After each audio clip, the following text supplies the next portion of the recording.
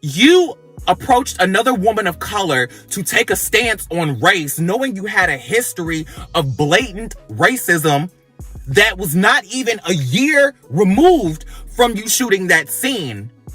My point to saying that was, so is Jennie saying that racism only applies when slanty eyes are involved?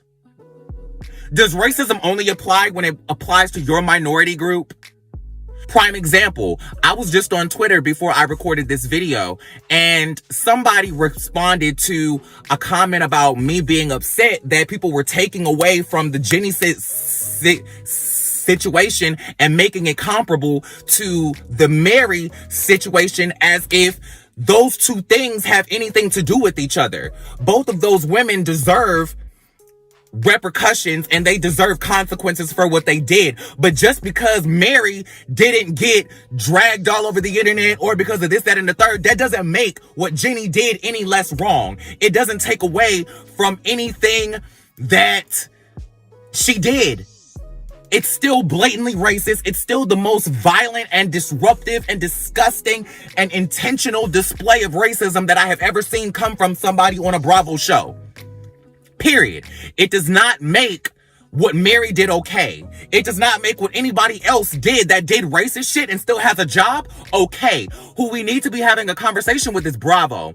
But I bring all of that up to say that somebody in my Twitter comments responded to my stance on that and said that basically, as a Mexican woman, I'm upset that Mary didn't get the same vitriol that Jennie is getting for talking about saying that she's a Mexican thug and this, that, and da.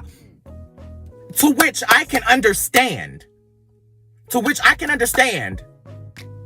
can understand that. I can understand you being upset that racism against Mexicans wasn't as dragged as racism against Black people.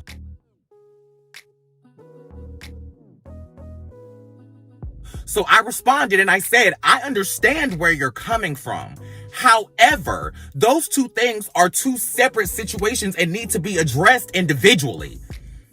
I'm not saying that Mary doesn't deserve consequences or that she deserves to keep her job. I think she needs to be fired too, because she said plenty of culturally, racially, and religiously insensitive shit.